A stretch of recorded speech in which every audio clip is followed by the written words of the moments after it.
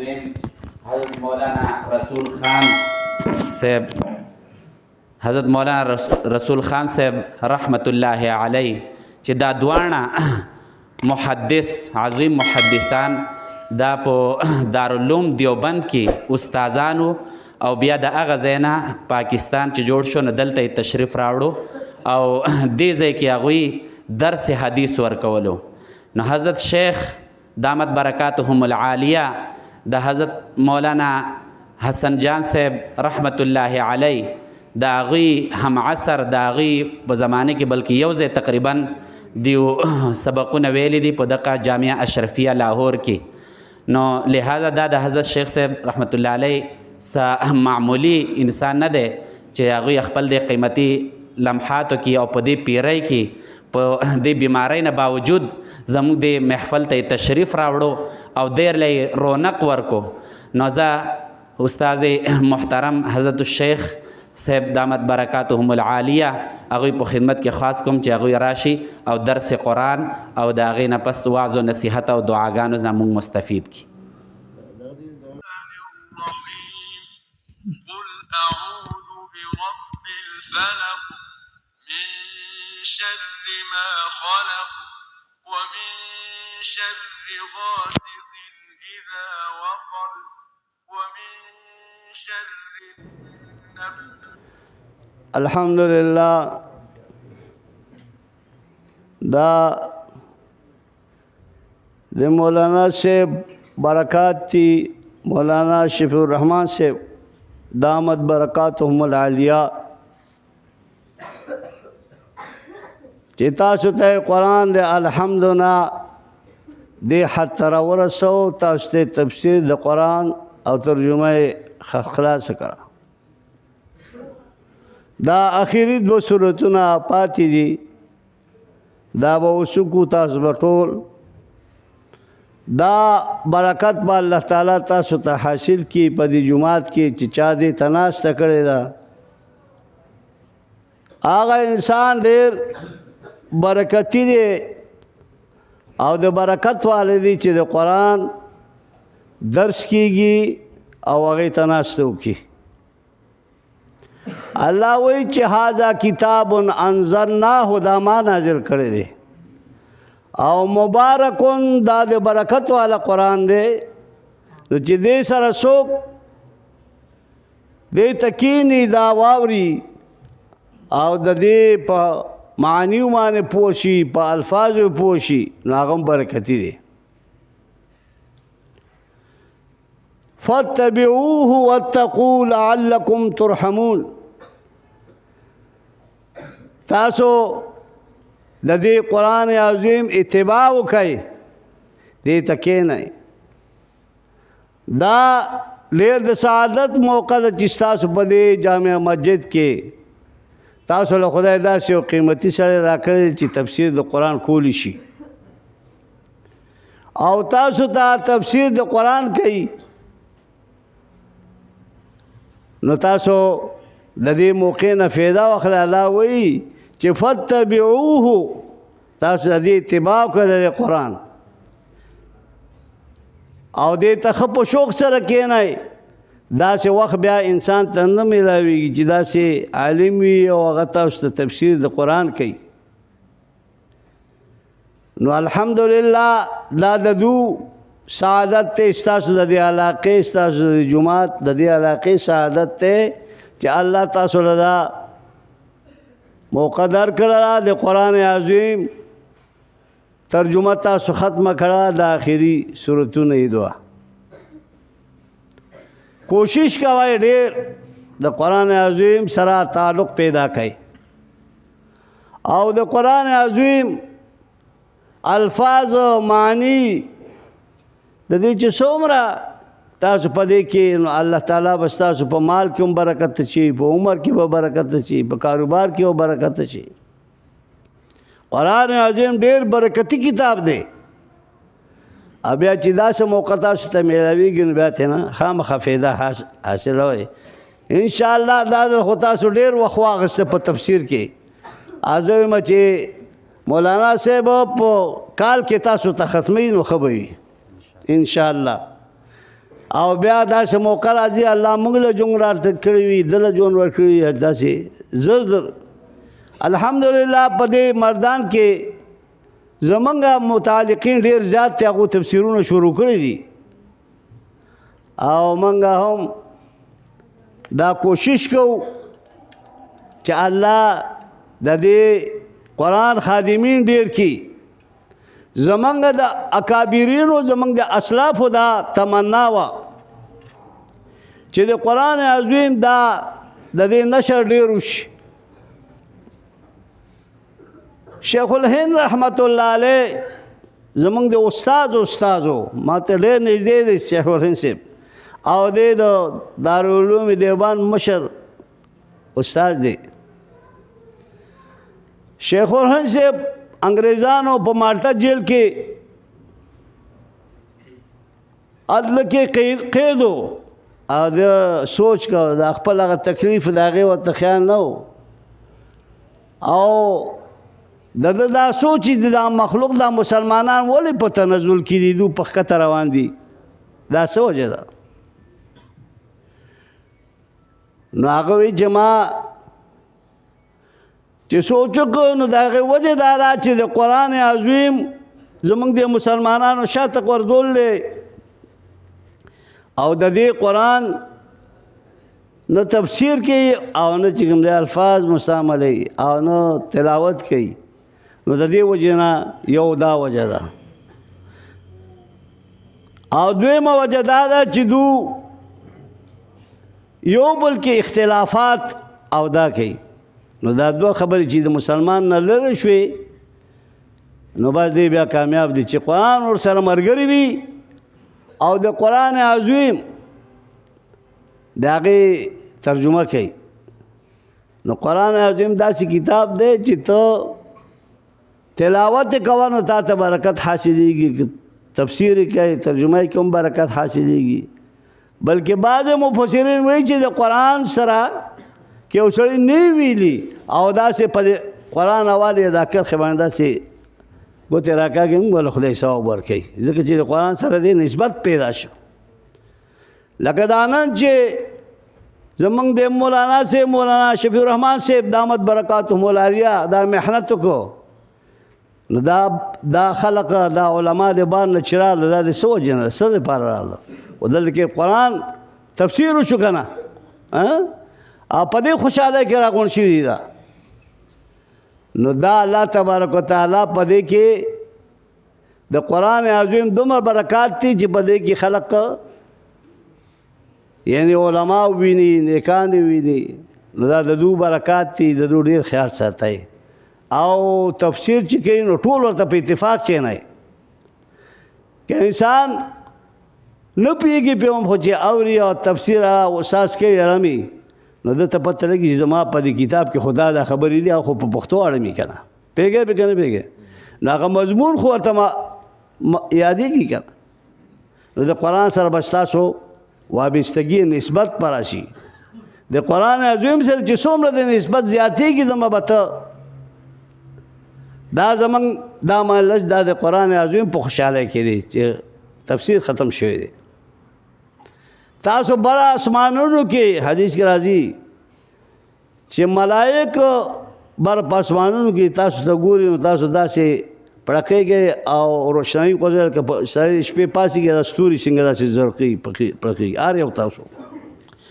ملائک حیران شي وي چې دا داسې دي دا کوم خلق دی الله نه تپوس کوي الله وایي دا هغه خلق دی چې دو نن د تفسیر ختم دی او زما د قرآن تناستي او دې ته خوشحالي حاصلې واضح که نه نو دا تاسو دا برکت تاسو ته ولې حاصل دی دا د قرآن په برکت حاصل دی دا الله تبارک وتعالی چې د قرآن چا سره نسبت پیدا کی یو ماشوم دی هغه په ناظره وي یو ماشوم دی هغه په یاده وي چې په یاده وي د هغه نسبت زیات شو نو د هغه فضایل زیات دي یو انسان د قرآن ترجمه وکړه د هغه فضایل زیات دي نو د دې وجه چې څومره انسان قرآن ته نږدې کېږي نو دومره کې برکت پیدا کېږي زمانه سره چې نسبت راشي زمانه کې هم برکت پیدا کیږي. دا وګورئ شپه د لیلة القدر دا ولې مبارکه ده په نور شپو باندې؟ ځکه په دې کې قرآن نازل شوی دی. پیږي هغه خانه کعبات چې د دنیا د اطرافو نه مخلوق راځي هغې ته پیسې لګي ځان کړي اول هغې کې څه دي؟ خو وچ غرونه دي پکې هېڅ هم نشته. هلته کې قرآن نازل شوی دی ځکه چې قرآن برکت دی. واضح دی که نه؟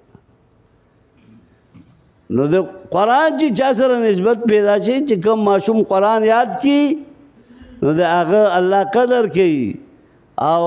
خاورې ته دا وایي چې کله لاش د ده کېښدي چې ګوره دته څه ونه وایي د قیامته پورې به دی داسې روغ پروت وي دا به خاورې کېږي هم نه خاورې دا اجازت نشته. پوهېږې که دا د قرآن برکت دی. قرآن سره تعلق پیدا کړي ټول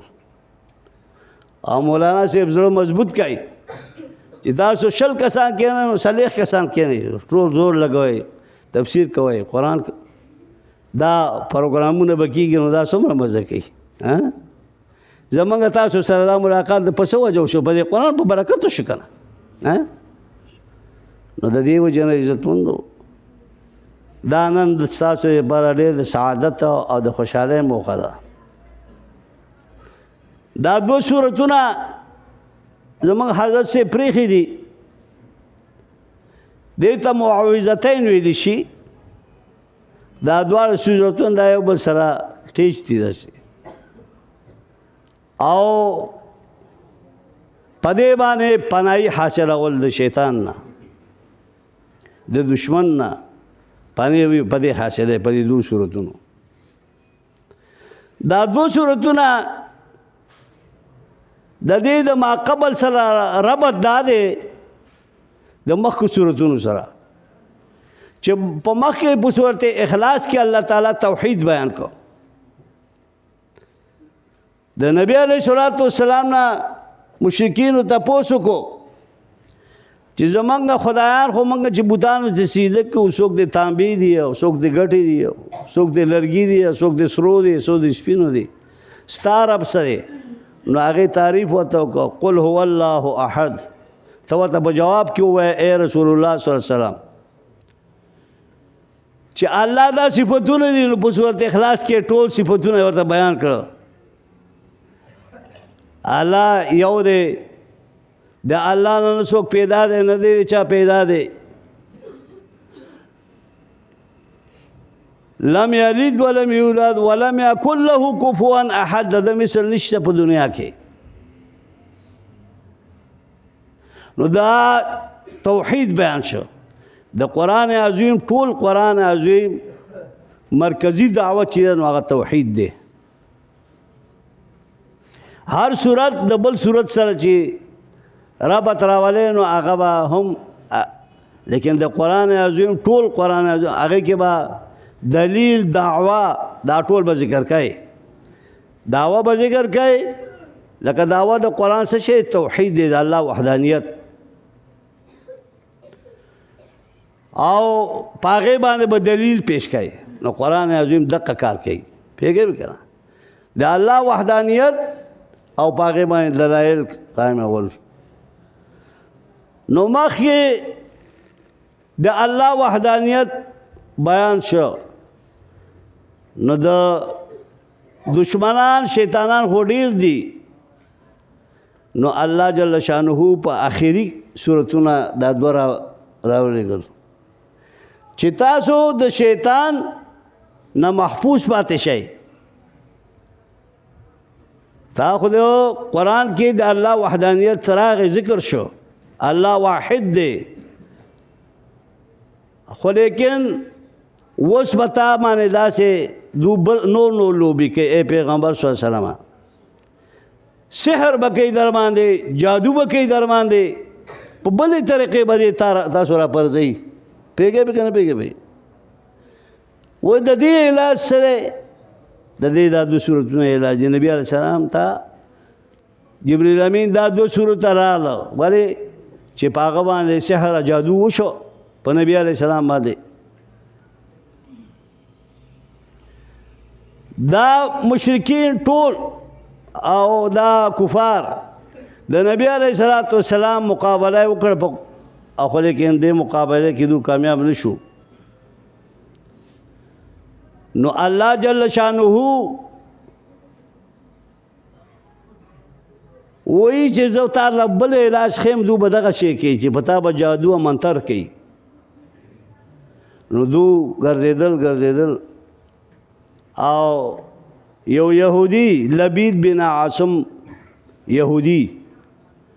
هغه به دا جادو دا سحر دا منتر ډېر زیات کولی نو دو هغه سره خبره وچېړله چې تعالی به پیسې راکړو د دې سړي نه خلاص کړه محمد صلی الله علیه وسلم دغه خپل مدعا ثابت ده د سره موږ مقابله نشو کولی ځکه چې قرآن ټول د الله وحدانیت وي موږ مشرکان موږ الله سره شریک پیدا کوو نو د دې وجې نه اوس د مقابله پکار ده نو لبید وی چې زبا دې را بندو ما ټینګو مې دا محمد صلی الله علیه وسلم هغه وخت کې 3 دینار باندې خبر وشو په 3 دینار باندې چې دا به درکو تعالی خدای به ته راټینګای په مانتر او په شهر کې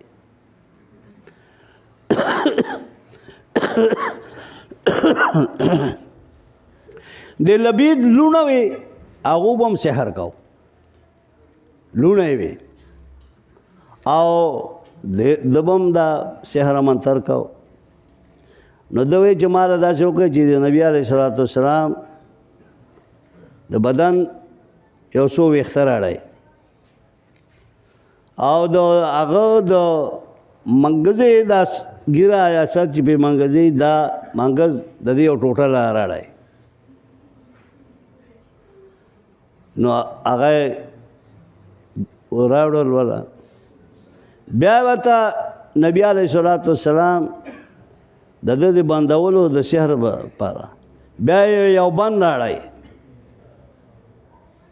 بند راړو داسې تار یعنی هغه نه یو بند جوړ لکه او هغه له یو لس غوټي ورکړي هغه بند لا یو لس غوټي او بیا د کجوري هغه لوی شاخ چې دا برجوخي داسې ګور ونی کنه نو په هغه یو د کجوري یو شاخ راړه او په هغه کې دغه ویخته د رسول الله صلی الله علیه وسلم مبارک هغه د ماګزې نه چاپیره د اوپویلو او دا بندم کې خود په دې کجوري په دې د ګوشې په دې مس کې او دا کلک او د یو کویو د مدینه منورې خوا کې اخوا شړ کویو په وبو پکې وي خو لیکن چاته وبنه راوچتولې هغه کوی کې دا ګوشه د قجوري دا خخ کړه وبو تخته د پاسه بغټ کې خو دې نبی علیہ الصلوۃ والسلام با رس تر دغه بدن کې فطور پیدا کېده بدن به تړل کېده چې خدای دا ما باندې څه شوي دي څه چل دی بیبي عائشہ الکبرى رضی الله عنها وایي چې نبی علیہ الصلوۃ والسلام نور با د نبوت په کردار کې هغه فرق نه راته لیکن نور ته ډېر زیات تکلیف وو نبی علیہ السلام ته دې کې داسې کېده دې کې اختلاف ته مفسرین بعضې صالح خرڅوي او بعضې یو کالو بعضې کم او زیات خو به هر حال دا کیفیت په ده باندې راغی په دې کې یو وخت پروت دی داسې په کټ کې او یو طرف نه یو کس هغه خپو ته ودرېد بل دی سر ته ودرېد دا ملایکو هغه ته تپوس کوي سروال چې دا دی خپو والا چې دا ځوان ولې داسې پروت دی څه چل دی داسې روان پروت دی وی د باندې سحر منتر شوی دی وی دا پې چا کړی دی وی دا پې لبید بن عاصم یهودي هغه پې کړی ده او دا غلونو نو نبی علیہ السلام خو باورېده که نه او خو دا اورېده نو بس دی را پاسېده بیا ته تاسو کې دا کم دی کې دا پلانکی آراټ کې اوبو کې خطه پروت دی او پاسه به ګټه ده باندې نبی علیہ الصلوۃ والسلام एकदम حضرت علی سے سو صحابه کرام ولېګل چې پلانکی کوئی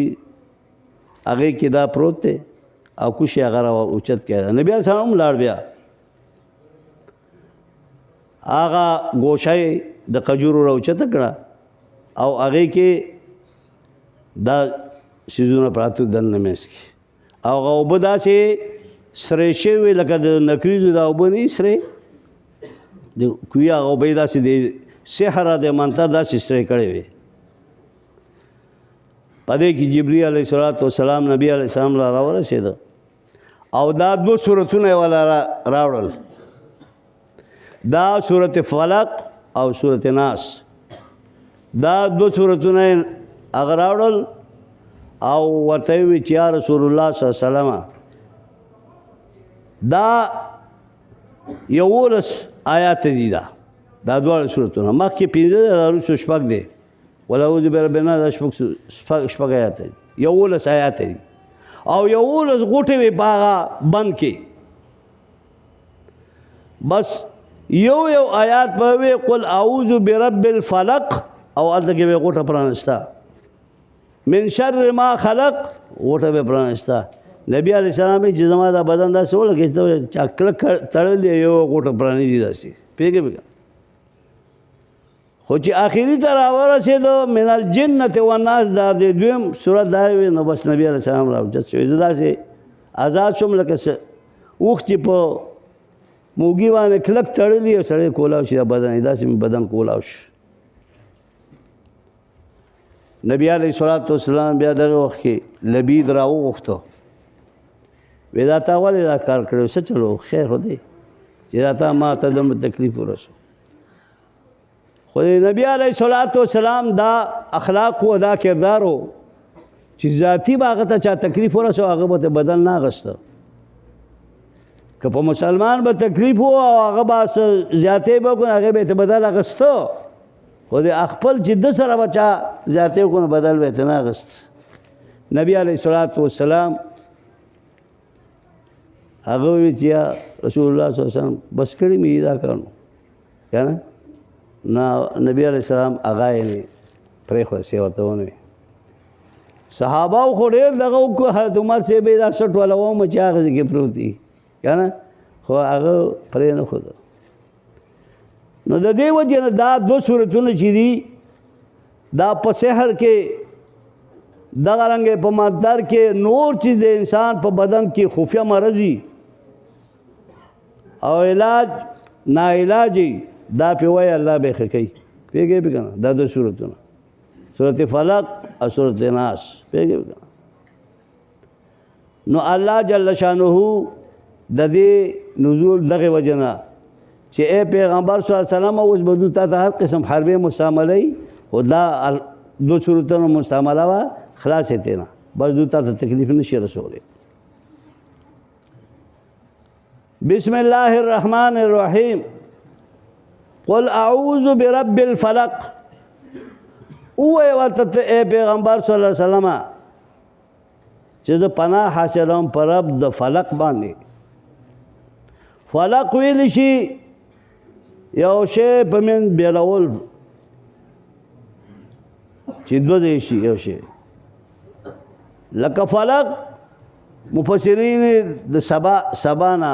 عبارت دي اپنا والا پر رب د سبا باندې چونکه دا سبا چې دی چې شپه کله کولاو شي نو دا رس پیدا شي پیګه به کنه نو د دې وجه نه فلق دغه ته ویل شي یا دغه رنګه کوم دانه چې ذمہدار پټی کې وګورځي او هغه وچوي او تیغې راوچت کی دغه تیغې ته فلق ویل شي واضح کنه زه پناه واړم پر رب د فلق باندې پر رب دو شلاولو د سیزونو ذاتي څومره شلیږي او دا تیغونه را پیدا کیږي رز بدلیږي شپه راځي رز راځي نو دا په دې رب باندې زه پناه حاصلوم چې دا رب د فلک دی د سبا رب دی من شر ما خلق دا د توحید صفت یو ذکر شو چې رب دی رب الفلق دی من شر ما خلق او نور سره رسل بیا صفات د پناه چې دی نو هغه درې ذکر شوي دي زه پناه حاصلوم پر رب مربي د فلق باندې من شر ما خلق د شر د هغه څیزونو نه د پناه حاصلوم چې هغه د پیدا کړي دي څومره څیزونه پیدا کړي خو هغه څه وي هغه حیوانات وي درندگان وي دارنګې انسان وي دارنګې غیر یعنی جمادات وي لکه یو سړی په بل باندې زار وخوري نو خو ګټه ده که نه پوهېږې که نه دا ټول په دې کې راغله شر ما خلق کې چې د شر د هغه څه نه زه پناه حاصلوم چې تا پیدا کړي دي یا الله تعالی واضح که دا عام دی اوس واضح که او نو دې دپاره وروستو اشیاء څو ذکر کړي دي من شر غاسق اذا وقب زه په رب د فلق باندې پناه حاصلوم د شر د غاسق نه د شپې راتلونکي نه چې د شپې راوځي میدان ته د هغه نه پناه حاصلوم حدیث مبارک کې راځي چې کله شپه شروع شي ماښام دا بانګونه وشي دا کېږي دې وخت کې واړه بار مه وباسه دا دې وخت کې دا موزي څیزونه دا یعنې د صفا لارې ته راوځي نو چېرته وړوکې ونې چیچي ټک ورنه کي پوهېږې به که نه د شر د غاسق نه د شپې راوتونکي نه اذا غسقه کله چې شپه شي ښه تیاره شي نو دغه وخت کې بیا دا موزي او دا څیزونه لکه مار شو لړم شو که نه دا څیزونه د لارو ته راوځي لارې صفا وي من شر غاسق اذا وقبا چې ښه تیاره شي چې ښه تیاره شي که نه نو بیا مه راوځئ زه په دغې پناه حاصلوم د رب د فلق نه ومن شر النفاسات دویم پناه په څه حاصلوم په کوم څیز ومن شر النفاسات از پناه حاصلوم په رب د پوکي کوونکو زنانو باندې نفاسات مؤنث صیغه ده هغه ښځې چې هغو منتر کې کوړې منتر کې او دا نفاسات مؤنثات دا زنانه ذکر کوي دا کسب زنانه ډېر کوي دا زنانه موږ ته هم پته لګي واضح که نه زنانه ډېر راځي یاره جي داسې چل دی داسې چل دی ما دا کار وکړه دا کار وکړه پوهېږې که نه نو دا خو وزګاري که نه پوهېږې که نه نو دا نفاسات الله تعالی ذکر کړو بله خبره دا ده چې دا د لبید دا لوڼه چې وې نو دا هم جنکۍ وې که نه لوڼه یې وې نو هغې ته هم اشاره ده هغه ورسره په دې کې مرګړې وې زه په رب د فلق باندې پناه حاصلوم من شر النفاسات فی العقد د شر د هغه ښځو نه چې هغو سحر کوي فی العقد په غوټو کې لکه په نبي علیه السلام باندې 11 غوټې واچولې وې که نه نو د دې وجې نه د دې نه زه پناه حاصلوم دارنګې اعوذ برب الفلق من شر حاسد د شر د حاسد نه د کینهګر نه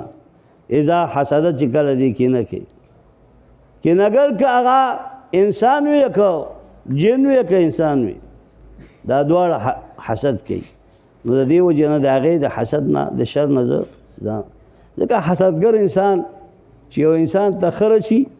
خوشحالي هغه پې خفه کېږي چې دا ولې دې خشو واده دې کنه نو د دې نه پناه حاصلو نو رب یو ذکر شو او دا د دې چیزونو نه پناه په دې صورت کې دا شو ذکر شو. وروسته الله تعالی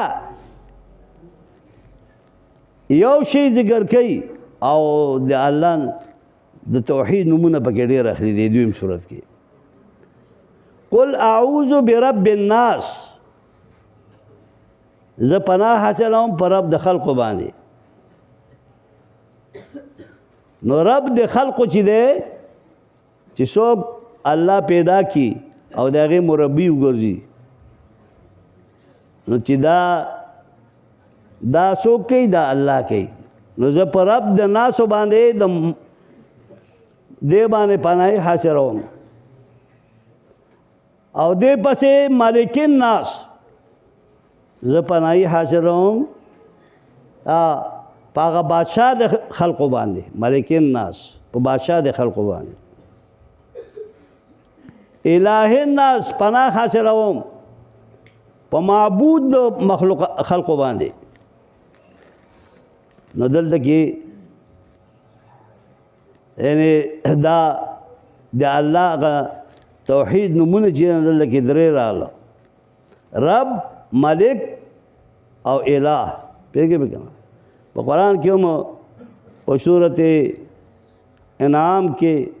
په سورت حدید کې، په سورت حشر کې دې کې دا په هغه ترتیب سره دا لګول دي. په دې کې اول نه مربي وي الله تعالی پیدای کی، د هغې نه وروسته بیا والا ملک الناس دې بادشاه د خلقو ګرځي او الہ الناس ویږي کنه معبود د خلقو، کارساز، مشکل کشا،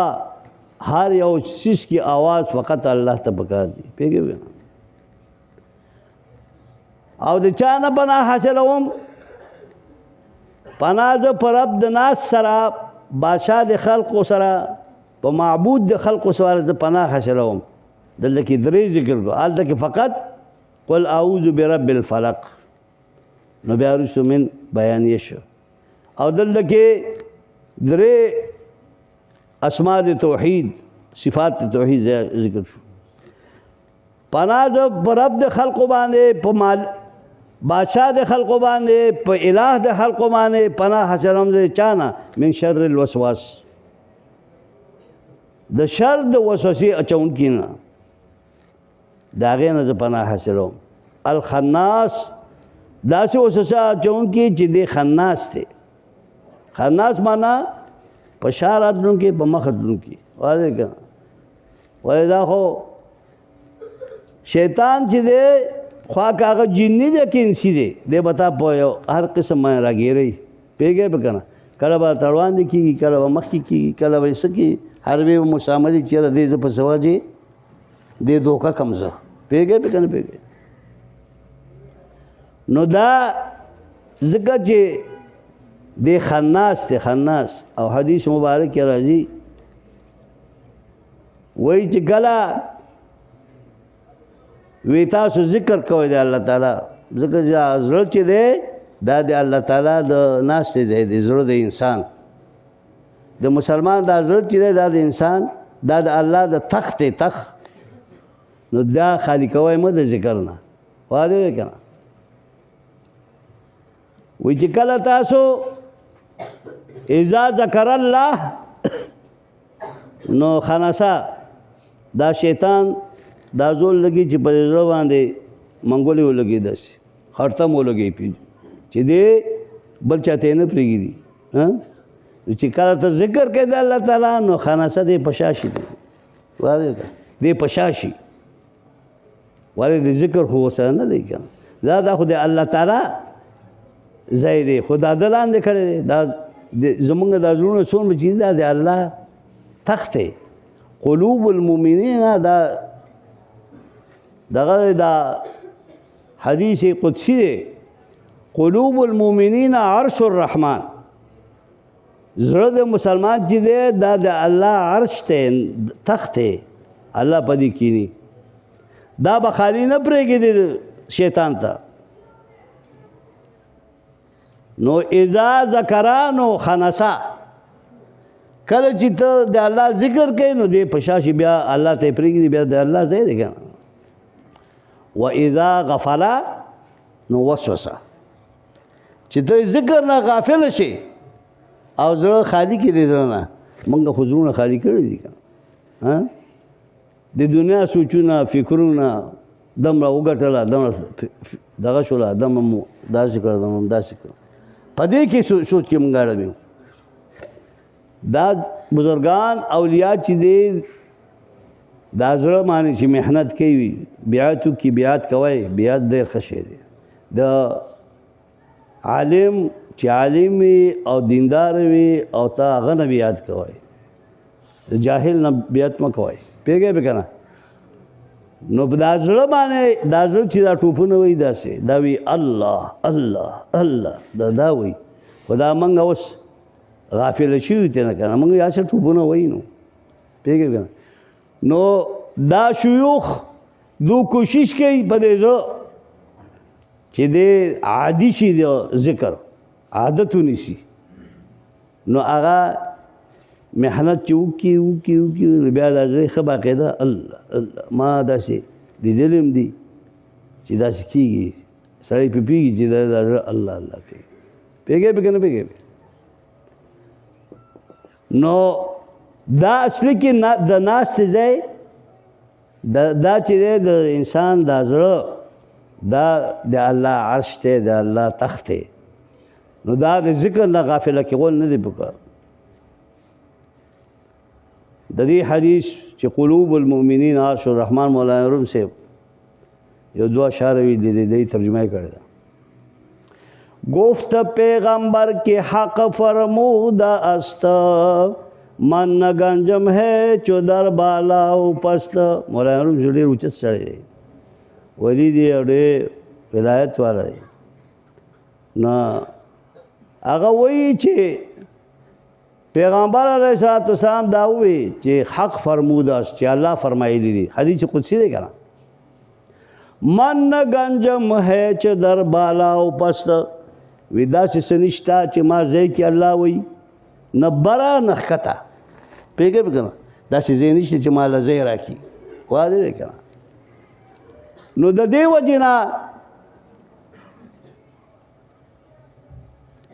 در زمین و آسمان و عرش نیز من نگنجم تو یقین دان اے عزیز وی زه نه ګرځم زه نه ځایږم الله تعالی وی په ځمکه کې هم ځمکه تا طاقت نشي چې ماله ځای راکړي الله وی او اسمان چې ماله ځای راکړي هغې کې هم نه ځایږم و عرش نیز او عرش مو الله کله ځای راکړي په هغې کې نه ځایږم په کوم ځای کې ځایږي الله تعالی چې نه ښکته ځایږي نه بره ځایږي نه په ځمکه ځایږي نه په اسمان کې نه په عرش مولا کې ځایږي نو کوم ځای کې ځایږي در دل مومن بگنجم اے عجب گر مورا خواهی دران دل ها طلب په زړه د مومن کې زه ځایږم په دې نور د څوک دا طاقت چا کې نشته چې ماله ځای راکړي ستا زړه له الله تعالی دومره اعزاز ورکړی دی چې الله تعالی په بل ځای کې نه ځایږي په عرش کې په ځمکه اسمانونو کې ښکته پورته او ستا زړه کې ستا زړه له ځای ورکړی در دلی مومن با گنجم اے عجب په زړه په مومن کې ځایږم عجیبه خبره ده خو د مومن په زړه کې زه ځایږم گر مورا خواهی دران دل ها طلبو چې هغه وغواړي ماله طلب چې ذکر خو کې په خوله کنه نو چې ذکر نه کوي نو څنګه به زه ځای شم پوهېږئ که نه پوهېږئ نو د دې وجې نه عزتمند و دا موږ چې دا دغه وکړو نو الله وایي چې وایي چې زه پناه غواړم د دې څیز نه الذي یوسوس فی صدور الناس چې هغه وسوسه کوي په زړونو د خلقو کې صدور سینه مراد ته نظر دی سینه ظرف مراد ته مظروف ځکه سینه کې زړه وي که نه د هغې خناس نه زه پناه غواړم چې هغه وسوسې په زړونو د خلقو کې وسوسې غورځوي.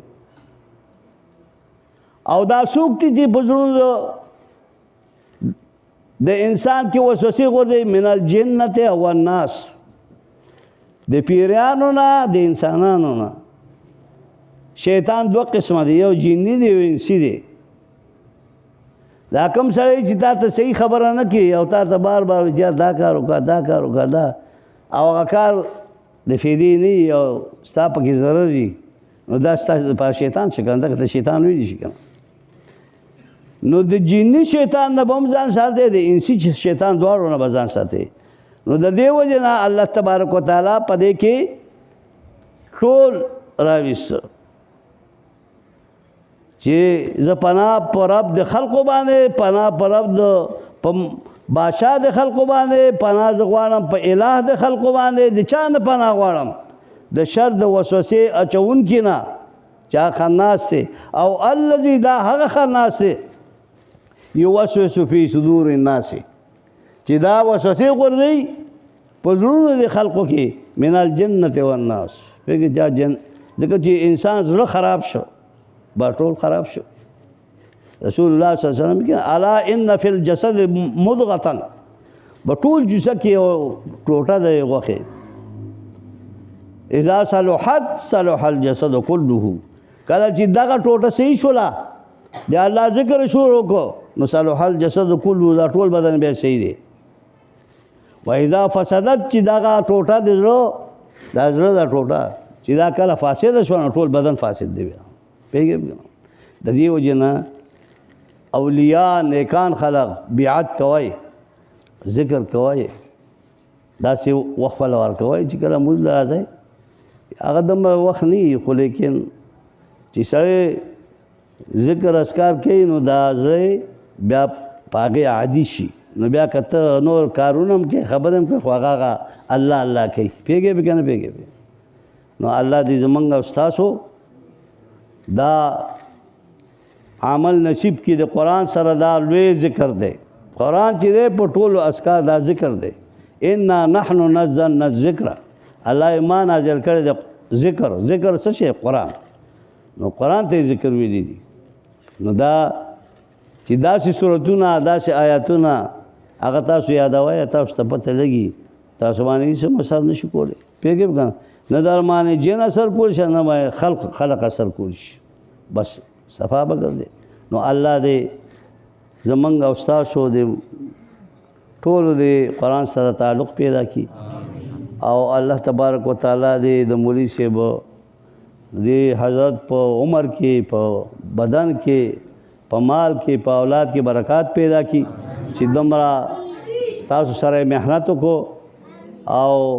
داسې یو موقع د مجلس جوړ کړ د قرآن د خوشحالۍ په دپاره. نو دا ډېره د خوشحالۍ موقع ده. نن رحمتونه ورېږي په دې محله باندې، په دې جومات، په دې خلقو باندې د قرآن دی وجې نه. نو د دې وجې نه داسې خلقو ډېر قدر کوئ، ځکه چې داسې کم کوس پیدا کېږي. پوهېږئ؟ الله دې د ستاسو زمونږ د ټولو الحمدلله رب العالمین والصلاة والسلام على أشرف الأنبياء وخاتم النبيين وعلى آله وأصحابه أجمعين. د دعا یو څو الفاظ په عربی کې د آداب د دعا وایم راته، ځکه چې د هر شي دپاره آدابي. لکه موږ دا لاسونه چې اوچت کړه، دا هم چاته اوچت کړه؟ الله ته که نه؟ د الله صفت به موږ کوو او د الله نه به یې غواړو که نه؟ نو دا هغې کې د الله صفتونه دي. اللهم یا مسبب الاسباب ویا مفتح الابواب ویا مقلب القلوب والابصار ویا خالق اللیل والنهار ویا دلیل المتحیرین ويا أمان الخائفين ويا غياث المستغيثين أغثنا ويا غياث المستغيثين أغثنا توکلنا علیک ونفوض امورنا الی اللہ ان اللہ بصیر بالعباد بألف ألف لا حول ولا قوة إلا بالله العلي العظيم. ټول په جمع دعا کوي. الہ العالمین دا تفسیر ستا د کتاب دا خلاص شو او دې حضرات ورته کېناسته دا ستا کتاب دی او اوس یې تا ته لاس اوچت کړي دي د دوی چې څه جایز حاجتونه دي الله هغه ټول پوره کړي. الله د دوی په کورونو کې دننه بهر چې څومره مشکلات دي هغه ټول حل کړي. الله چې چا دې تفسیر ته دې ترجمې ته ناست دي الله په حرف حرف باندې هغه له په زرګونو په اربونو په کربونو ثوابونه ورکړي. الله د دې قرآن د دې تفسیر نه دا علاقه او دا محله الله دا مخاري کوا. الله د دې قرآن خادمین مولوی صاحب ته دعا وکړي چې الله تبارک وتعالى دل توفیق نورم ورکړي او د قرآن عظیم خدمت وکړي او منګه د دې نه فایده حاصل وکړو او الله تبارک وتعالى دې د دې محله کې چې څوک صاحب فراشي په کورونو کې بیمار پراته دي الله ته د دې مالش د دې نسبت په برکت اغو صحتونه نصیب کړي. د چا په مال کې کمې ده مال او مال نشه غربت ته الله تعالی حلال ما ډېر مار ورکړي. حلال چا چې اولاد نارینه اولاد نشته الله نارینه اولاد ورکړي. الہ العالمین زمونږ ټول مشکلات د دې قرآن عظیم په برکت باندې هغه حل کړي. الہ العالمین دا دو کسان اوس مولوی صاحب ووی چې دا وفات شوي دي دوی ته جمع باندې دعا وکړئ چې الله تبارک وتعالی د هغو دا راتلونکي مراحل ټول اسان کړي. الله په قبر ګلې گلزار کړي. الله د میدان حشر کې هغو اعمال نامه په خلاص کې ورکړي. الله دې تله د نیک عملۍ او د اعمالو تله الله تعالی درنه کړي او الله تعالی دې په پولیس رات باندې په صحیح مانو سره دا چې دوی وفات شوي دي الله دې ټول په پولیس رات باندې پورې باسي او الله دې جنت فردوس د هغې ټولو نصیب کړي. زمونږ د دې محله کې چې څومره وفات شوي دي مشران کشران نارینه زنانه چې څومره وفات شوي دي الله دې ټولو مغفرت نصیب کړي. الہ العالمین ته دا جماعت دا درس دا آباد لري الله تعالی په دې کې برکتونه پیدا کړي. الہ العالمین ته زمونږه او ستاسو د دین خدمت ته موږ نه واخلې. الہ العالمین ته په موږ ناراضي شي. الله تعالی اسلام له ترقي ورکړي. مسلمانان په دې وطن کې چې کوم غلغلا ده کم ګړبړ دی الله تعالی دا امن راولي. الله په موږ باندې داسې انسان مسلط کې چې هغه هم په دین کې هم په دنیا دواړو کې فدانا کې موږ لا الله موږ د بد عملو حاکمانو نه وساتي. دا څومره چې موږ باندې سختیان راځي د بد اعمالو په وجه راځي. هر څه ډېر دي بجلی ډېره ده ګیس ډېر دی خوراکي څیزونه ډېر دي لیکن موږ باندې سختي ده. دا ولې د هغې وجه دا ده چې زموږ اعمال صحیح دي. الله زموږ اعمال صحیح کړي چې د انسان عمل صحیح شي نو صحیح حاکم پې راځي او چې عمل صحیح نه نو حاکم پې ما قشان راځي. نو الله زموږ اعمال صحیح کړي. الله دې موږ نه راضي شي. الله دې ستاسو اتفاق نصیب کړي. دا جماعت ته الله تعالی آباد لري او الله تعالی دې په دې کې برکات پیدا کړي. د مولوي صاحب د ده په عمر کې په مال کې په اولاد کې په کور کې ټولو کې برکت پیدا کړي چې دې د قرآن خدمت کوي. اللهم افتح بصائرنا وبصائر المسلمين اللهم استرنا بسترك الجميل اللهم دبر لنا فإنا لا نحسن التدبير اللهم افتح بذكرك أقفال قلوبنا وقلوب المسلمين اللهم افتح بذكرك أقفال قلوبنا وقلوب المسلمين. اللهم أنس وخشتي في قبري. اللهم ارحمنا بالقرآن العظيم واجعله لنا إماما ونورا وهدى ورحمة. اللهم ذكرنا منه ما نسينا وعلمنا منه ما جهلنا وارزقنا تلاوته آناء الليل وآناء النهار واجعله لنا حجة يا رب العالمين. إله العالمين دا قرآن د دې مرګرو چې کوم د دې تفسیر وکړو او ترجمه وکړه دا دوی پر حجت وګرځي د قیامت پر. دا قرآن چې چا ویلي په قرآن نو دا به الله ته بیا مخې ته کېږي چې څوک هغه باندې حکم د جهنم وشي دی به یا الله د خود په دنیا کې خو ما تلاوت کو او مولوي صاحب تفسیر کو ما زه ورته ناست وم نو ته ما نو قرآن به وي چې دی به نه نو الله سره جګړه کې بیا نو تا به جنت ته لېږي. الله خو دا قرآن زموږ دپاره دلیل وګرځوي د الله په مخ کې. الله مونږ خو ډېر عاجز دی ګناهګار یو. الله تعالی ته دا قرآن دا زمونږ دپاره مقبول الشفاعت کې الله د دې شفاعت زمونږ دپاره قبول کې. ربنا تقبل منا انك انت السميع العليم وتب علينا انك انت التواب الرحيم. ټول مبارک شهدا تفسیر ختم.